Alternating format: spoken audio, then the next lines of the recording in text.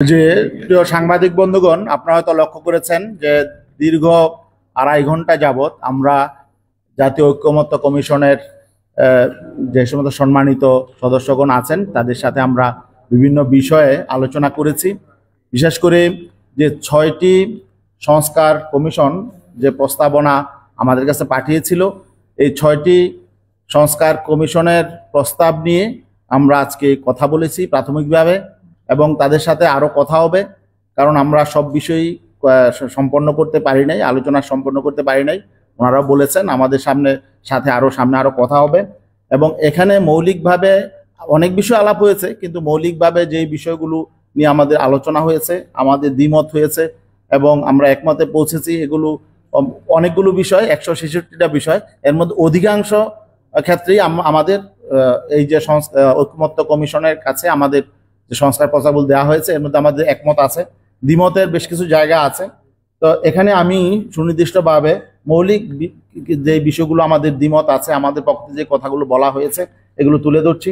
বিশেষ করে সংবিধান সংস্কারের বিষয়ে, সংবিধানের যেই প্রস্তাবিত মূলনীতি যে নতুন করে প্রস্তাব করা হয়েছে, এখানে বহুত্ববাদ রাখা হয়েছে নতুন করে। তো আমরা বলেছি যে না, বহুত্ববাদ রাখা যাবে না, বরং বহুত্ববাদের পরিবর্তে আল্লাহর উপর পূর্ণ আস্থা ও বিশ্বাস যেটা আগে ছিল এটা পুনঃস্থাপন করতে হবে। আরেকটা বিষয় হলো যে সংবিধানে দ্বিকক্ষ বিশিষ্ট পার্লামেন্টের প্রস্তাব করা হয়েছে। তো সেক্ষেত্রে আমরা বলেছি যে দ্বিকক্ষ বিশিষ্ট পার্লামেন্টের এখানে এই যে প্রস্তাব করা হয়েছে যে উচ্চ কক্ষে পিআর সংখ্যানুপাতিক পদ্ধতিতে হবে, আর নিম্ন কক্ষে বর্তমান যে পদ্ধতি এই পদ্ধতি নির্বাচন হবে। আমরা বলেছি যে না, উভয় কক্ষের নির্বাচনই সংখ্যানুপাতিক পিআর পদ্ধতিতে হতে হবে, কারণ শুধুমাত্র উচ্চ কক্ষে যদি সংখ্যানুপাতিক পদ্ধতিতে নির্বাচন হয় তাহলে পিআর পদ্ধতির সুফল আসলে পাওয়া যাবে না। আর পিআর পদ্ধতি ছাড়া বর্তমানে যে নির্বাচন পদ্ধতি, এই পদ্ধতিতে বিগত দিন যেভাবে দেশ পরিচালিত হয়েছে, যেভাবে আসলে কর্তৃত্ববাদী শাসন কায়েম হয়েছে, এর থেকে বের হয়ে আসাটা কঠিন হবে। এই জন্য আমরা বলেছি উভয় কক্ষেই সংখ্যানুপাতিক পিআর পদ্ধতি লাগবে। আরেকটা বিষয় হলো যে এখানে উচ্চ কক্ষের সদস্য নির্ধারণের ক্ষেত্রে ওনারা অরাজনৈতিক 50% প্রস্তাব করেছে। আমরা বলেছি না, সেখানে রাজনৈতিক দলগুলোর স্বাধীনতা কেড়ে নেওয়া যাবে না, রাজনৈতিক দলগুলোই সিদ্ধান্ত নেবে যে উচ্চ কক্ষের পার্লামেন্টে সদস্য কারা থাকবে। আর বাকি আমরা বলেছি রাষ্ট্রপতির সরাসরি নির্বাচনের বিষয়টা আমরা বলেছি। তারপরে একই ব্যক্তি প্রধানমন্ত্রী, সংসদ প্রধান ও দলীয় প্রধান থাকতে পারবেন না, এ ব্যাপারে আমরা একমত হয়েছি। এবং 2 মেয়াদের বেশি কেউ প্রধানমন্ত্রী হতে পারবেন না, এই বিষয়ে আমরা একমত পোষণ করেছি। আর বাকি আইনসভা ভেঙে দেওয়ার পর এখানে বলা হয়েছে অন্তর্বর্তীকালীন সরকার দায়িত্ব নেবে, কিন্তু আমরা বলেছি সেটাকে নির্বাচনকালীন সরকার নামকরণ করার জন্য, কারণ তাদের প্রধান কাজটাই হবে নির্বাচন করা, এই জন্য আমরা সেটা রেখেছি। আর একটা হলো নির্বাচন কমিশন সংস্কারের ব্যাপারে আমরা বলেছি একটা স্বাধীন নির্বাচন কমিশন করতে হবে, সেটা স্বাধীন, কার্যকর অর্থে স্বাধীন, নির্বাহী বিভাগ থেকে সম্পূর্ণ আলাদা থাকতে হবে এবং নিজস্ব জনবল এবং আর্থিক স্বাধীনতা তাদের থাকতে হবে। আর নিরপেক্ষ নির্বাচনে ব্যর্থ হলে এখন যেটা আছে জবাবদিহিতার কোনো সিস্টেম নেই। আমরা দেখেছি বিগত 3টা নির্বাচনে প্রহসনের নির্বাচন হয়েছে, যেন তেন নির্বাচন হয়েছে, কিন্তু এই ক্ষেত্রে নির্বাচন কমিশনের জবাবদিহিতার কোনো আমরা দেখি নাই। এই জন্য আমরা বলছি নির্বাচন কমিশন যদি ব্যর্থ হয় সুষ্ঠু গ্রহণযোগ্য নির্বাচন, ক্রেডিবল নির্বাচন অনুষ্ঠানে, তাহলে তাদেরকে জবাবদিহিতার আওতায় আনতে হবে। নির্বাচনকালীন সরকারের সময়কালীন জাতীয় নির্বাচনের আগে যে নির্বাচনকালীন যে সরকারটা হবে, পার্লামেন্ট ভেঙে যাওয়ার পর, তখন যে নির্বাচনকালীন সরকার হবে, এই সরকার জাতীয় নির্বাচনের আগে স্থানীয় নির্বাচন অনুষ্ঠান করবে, এবং বিশেষ করে এই আগামী জাতীয় নির্বাচনের আগে অবশ্যই স্থানীয় সরকারের সকল নির্বাচন সম্পন্ন হতে হবে। আর এ ব্যাপারে ওনাদেরও প্রস্তাব আছে, আমরা এই ব্যাপারে আরো জোর দিয়েছি। আর আরেকটা বিষয় হলো স্থানীয় সরকারের এখানে নতুন করে প্রস্তাব করা হয়েছে, স্থানীয় সরকারের চেয়ারম্যান, মেয়র এরা হলো সদস্য, মানে মেম্বার কাউন্সিলরদের ভোটে হবে। আমরা বলেছি যে না, এখন যে বিদ্যমান যে পদ্ধতি আছে যে সরাসরি জনগণের ভোটে মেয়র, চেয়ারম্যান এগুলো সরাসরি ভোটে নির্বাচিত হতে হবে। এবং ওনারা যেখানে বলেছে যে এখানে যে জনপ্রশাসন সংস্কার কমিশন বর্তমান যে জেলা পরিষদ জেলা পরিষদ না থাকার ব্যাপারে, বিলুপ করার ব্যাপারে বলেছেন। আমরা বলছি যে না, জেলা পরিষদ থাকতে হবে এবং বরং আরো এটা কার্যকর করতে হবে। কারণ আমাদের সাংবিধানিকভাবে বাধ্যবাধকতা আছে যে সকল স্তরে নির্বাচিত প্রতিনিধিদেরকে দিয়ে রাষ্ট্র পরিচালিত হবে। সেক্ষেত্রে জেলা পর্যায়ে অবশ্যই নির্বাচিত প্রতিনিধি লাগবে। এই জন্য জেলা পরিষদ থাকবে, জেলা পরিষদের চেয়ারম্যান থাকবে। কিন্তু এখন যে পদ্ধতিতে নির্বাচন হয় জেলা পরিষদ, এটা না হয়ে বরং সরাসরি জনগণের ভোটে জেলা পরিষদের চেয়ারম্যান নির্বাচিত হবে। উপজেলা পরিষদের যেমন আছে চেয়ারম্যান থাকবে, ভাইস চেয়ারম্যান এগুলো থাকবে।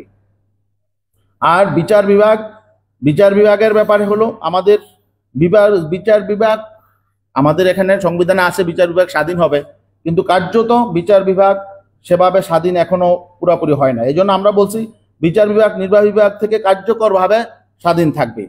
বিচার বিভাগে আলাদা সচিবালয় থাকবে, সেখান থেকে বিচার বিভাগের বিভিন্ন রকম অফিসিয়াল কার্যক্রম পরিচালিত হবে। আর সকল পর্যায়ে আমাদের আরেকটা মৌলিক যে প্রস্তাবনা ছিল, নতুন করে আমরা যে প্রস্তাব দিয়েছি, সকল পর্যায়ে আলাদা শরিয়া আদালত স্থাপন করতে হবে। এখানে এখনো বর্তমানেও আদালতে বিভিন্ন শরিয়ার আলোকে বিচার ফয়সালা হয় কিছু কিছু বিষয়ে, যেমন মুসলমানদের বিবাহ, তালাক, মিরাস, উত্তরাধিকার এই সমস্ত ক্ষেত্রে হয়। কিন্তু এগুলো আমরা বলছি যে আরো যারা শরিয়া আইনের উপর আস্থা রেখে উভয় পক্ষ যদি শরিয়া আইন অনুযায়ী বিচার ফয়সালা চায়, তাদের ক্ষেত্রে সেই সুযোগটা থাকতে হবে। সর্বোচ্চ আদালত থেকে নিয়ে সর্বনিম্ন পর্যায় পর্যন্ত আদালতের সকল স্তরে এই জন্য আলাদা শরিয়া আদালত থাকতে হবে এবং সেখানে যারা শরিয়া আইনে বিশেষজ্ঞ, বিভিন্ন ইসলামিক স্কলার, তাদেরকে সেখানে নিয়োগ দিতে হবে। এখন বর্তমানে কিছু ক্ষেত্রে বিবাহ, তালাক এবং মিরাজ সংক্রান্ত বিষয়গুলো আদালতে ফয়সালা হয়, কিন্তু সেখানে অনেক ত্রুটি বিচ্যুতি থেকে যায়। এই জন্য আমরা বলছি এটা যাতে আরো হয়, দ্রুত হয়, এবং অনেক পেন্ডিং থাকে। এই জন্য আমরা বলছি শরিয়া আইনের আরো একটা বিশেষত্ব হলো যে দ্রুত বিচার ফয়সালা হয়। এই জন্য আমরা বলছি এই জাতীয় বিষয়গুলো যাতে দ্রুত হয়, এই জন্য আলাদা শরিয়া আদালত আমরা চেয়েছি। আরেকটা বিষয় হলো রাষ্ট্রপতির কাছে এখন একটা ক্ষমতা আছে যে রাষ্ট্রপতি যাকে খুশি তাকেই কি করে দিতে পারে, দণ্ড মওকুফ করে দিতে পারে। আমরা বলছি যে না, এটা যে ভিকটিমের কনসার্ন ছাড়া রাষ্ট্রপতির কাছে এই অধিকার আমরা বলছি এটা ঠিক না। এখন আমরা দেখেছি অতীতে রাষ্ট্রপতি টপ টেররদের পর্যন্ত ক্ষমা করে দিয়েছে এবং রাজনৈতিক বিবেচনায় সে ক্ষমাগুলো হয়। এই জন্য বলছে এই পথ বন্ধ করতে হবে। যিনি ভিকটিম তার অনুমোদন ছাড়া রাষ্ট্রপতি যাতে এই ব্যাপারে দণ্ড মওকুফ করতে না পারে।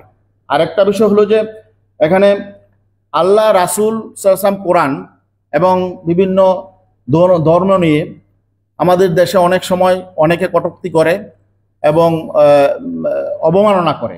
এ নিয়ে অনেক বিশৃঙ্খলা হয়, আইন শৃঙ্খলা পরিস্থিতির অবনতি ঘটে। এই জন্য আমরা বলছি এ ব্যাপারে সুনির্দিষ্ট আইন থাকতে হবে। এখন যেই আইন আছে এটা অনেক ক্ষেত্রেই প্রয়োগ হয় না, এই জন্য সুনির্দিষ্ট আইন থাকতে হবে এবং এটা যথাযথ প্রয়োগের ব্যবস্থা থাকতে হবে। আর একটা জনপ্রশাসন সংস্কারের ক্ষেত্রে আমরা বলেছি অফিসিয়াল সিক্রেট অ্যাক্ট 1923 এটা বাতিল করতে হবে ও এটা উপনিবেশিক আমলের আইন। এই ব্যাপারে ওনারা বলছে ওনারা এটা সংস্কার করার উদ্যোগ নেবেন। আর যেহেতু বিচার বিভাগ নির্বাহী বিভাগ থেকে আলাদা স্বাধীন, এই জন্য আমরা বলেছি যে এখন জেলা প্রশাসকের কাছে ম্যাজিস্ট্রেসি পাওয়ার আছে, ওনারা নতুন প্রস্তাবনা এটা রেখেছে। আমরা বলেছি যেহেতু বিচার বিভাগ আলাদা স্বাধীন, অতএব এখানে জেলা প্রশাসকের কাছে আলাদা ম্যাজিস্ট্রেসি পাওয়ারের প্রয়োজন নাই, যেহেতু জুডিশিয়াল ম্যাজিস্ট্রেট সকল জেলায় আছে। আমরা বলেছি এটাকে আলাদা করতে, কারণ জেলা প্রশাসক এখানে অনেক ক্ষমতা এক্সারসাইজ করেন। এই জন্য আমরা বলেছি এটা বিচার বিভাগের হাতেই থাকা উচিত। আর প্রাদেশিক ব্যবস্থা কথা ওনার প্রস্তাবে এনেছে, আমরা এটাকে নাকচ করেছি যে প্রাদেশিক শাসন ব্যবস্থা এখন প্রয়োজন নেই। আর জেলা পরিষদ বাতিলের কথা আলোচনা বললাম আগেই। আর দুর্নীতি দমন কমিশনের ব্যাপারে আমরা বলেছি দুদককে নির্বাহী বিভাগ থেকে প্রভাব মুক্ত করে সম্পূর্ণ স্বাধীন এবং সাংবিধানিক প্রতিষ্ঠানে পরিণত করতে হবে। আর দুদক নিয়ে আমাদের আরো কথা আছে, আজকে সময় সংক্ষেপের কারণে আমরা বিস্তৃত আলোচনা করতে পারি নাই।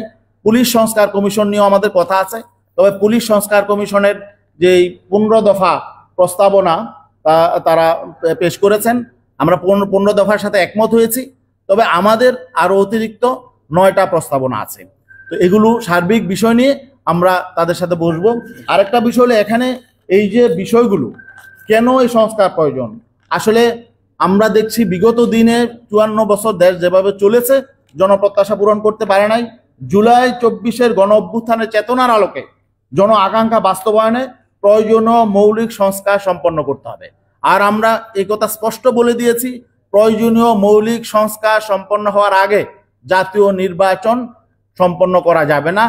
এবং নির্বাচন কমিশন যে কথা বলছে যে তারা নির্বাচন দেওয়ার প্রস্তুতি নিচ্ছে, কিসের আলোকে প্রস্তুতি নিচ্ছে? সংস্কার এখনো সম্পন্ন হয় নাই, কোন ভিত্তিতে কিভাবে নির্বাচন হবে এটা এখনো ক্লিয়ার হয় নাই।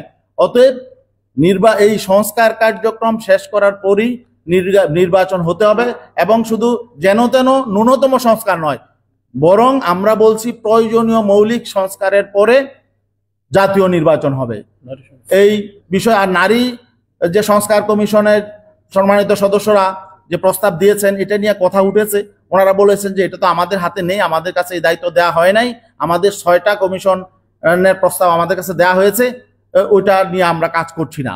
এই জন্য আমরা বলেছি যে ঠিক আছে, উনি বলেছেন আপনাদের আপত্তির জায়গাগুলো আপনারা প্রধান উপদেষ্টার কাছে জানান, আমরা সেই ব্যাপারে আমরা আলাদা কাজ করব ইনশাল্লাহ, এবং সেখানে আমাদের কিছু প্রস্তাবনা এবং কিছু দ্বিমতের বিষয় আছে, সেটা আমরা আপনাদের সামনে তুলে ধরবো। তো এই বিষয়গুলো আমাদের এখানে আলোচনা হয়েছে এবং আগামীতেও ইনশাল্লাহ আলোচনা হবে। আপনাদেরকে সবাইকে ধন্যবাদ। আপনারা এখন স্থানীয় নির্বাচন সংস্কারের ব্যাপারে আমরা আমাদের যেটা আলোচনা হয়েছে যে স্থানীয় নির্বাচন যে পদ্ধতিতে ওনারা প্রস্তাব করেছেন যে মেম্বার, এটা বলেছে আগে হবে, এটা বলেছি স্থানীয় নির্বাচন আগে হবে, তারপরে জাতীয় নির্বাচন। এটা শুধু এইবার না, বরং প্রত্যেক জাতীয় নির্বাচনের আগে আমাদের স্থানীয় নির্বাচন সম্পন্ন করতে হবে। সবাইকে আন্তরিক ধন্যবাদ। আরেকটা মৌলিক বিষয় যেটা, এটা তো হয় নাই, সংবিধানের 1 নম্বর যেটা আছে ওনারা প্রস্তাব করেছেন রিপাবলিক অফ বাংলাদেশ, আমরা বলছি people's welfare state of Bangladesh. আমরা একটা জনকল্যাণ রাষ্ট্র, এই নামকরণটা আমরা করতে চাই, people's welfare state of Bangladesh, আমরা বলছি রিপাবলিক অফ বাংলাদেশ। আর আমাদের এখানে আমাদের 10 সদস্যের আশ্বাস দিচ্ছে, আমরা 10 সদস্যের প্রতিনিধি দল আমাদের ছিলেন এখানে। আমাদের সম্মানিত মহাসচিব অধ্যক্ষ হাফেজ মাওলানা ইউনূস আহমেদের নেতৃত্বে 10 সদস্যের প্রতিনিধি দলের মধ্যে ছিলেন প্রেসিডিয়াম সদস্য অধ্যাপক আশরাফ আলী আকন এবং প্রেসিডিয়াম সদস্য অধ্যাপক মাহবুবুর রহমান, আমি যুগ্ম মহাসচিব গাজী আতাউর রহমান, যুগ্ম মহাসচিব ইঞ্জিনিয়ার আশরাফুল আলম, যুগ্ম মহাসচিব অধ্যক্ষ হাফেজ মাওলানা ফজলে বারী মাসুদ, আমাদের সহকারী মহাসচিব মাওলানা ইসাক মোহাম্মদ আবুল খায়ের, আমাদের প্রচার সম্পাদক মাওলানা শেখ ফজলুল করিম মারুফ, আমাদের আইন বিষয়ক সম্পাদক অ্যাডভোকেট শওকত আলী হাওলাদার, এবং আমাদের ইসলামী আন্দোলন বাংলাদেশের রংপুর বিভাগীয় সাংগঠনিক সম্পাদক অ্যাডভোকেট হাসিবুর রহমান, এবং আমাদের কেন্দ্রীয় দপ্তর সম্পাদক মাওলানা লোকমান হোসেন জাফরি, এই প্রতিনিধিরা ছিলেন। জি,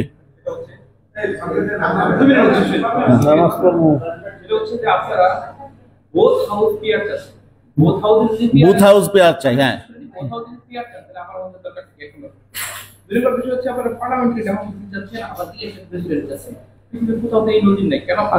তুরস্কে আছে, তুরস্কে প্রেসিডেন্ট নির্বাচন সংসদীয় একসাথে হয়। না না না, পার্লামেন্ট না, ওটা একসাথেই নির্বাচন হয়, পার্লামেন্ট নির্বাচন প্রেসিডেন্ট নির্বাচন একই ভোট হয়। জি, যাই যাও।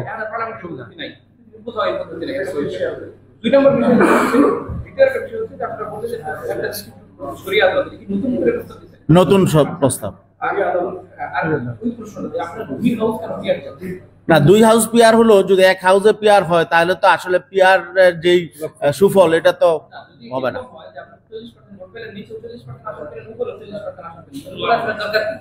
না, সেটা উভয় আসনের প্রস্তাবটা তো